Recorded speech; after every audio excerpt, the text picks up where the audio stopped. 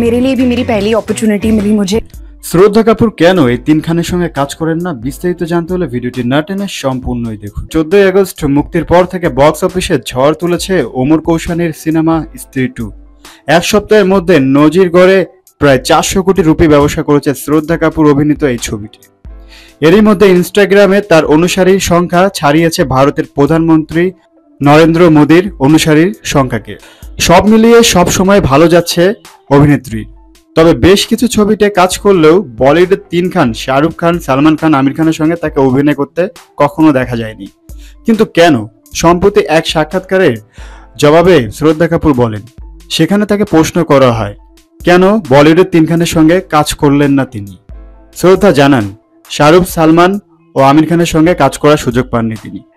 So viewers, এই তিন খানের সঙ্গে আপনারা শ্রদ্ধা কাপুরকে দেখতে কতটা এক্সাইটেড অবশ্যই কমেন্ট করে জানাবেন। এরকম মিডিয়া জগতে নিত্য নতুন আপডেট পেতে আমাদের চ্যানেলটি সাবস্ক্রাইব করে সঙ্গেই থাকবেন। ধন্যবাদ।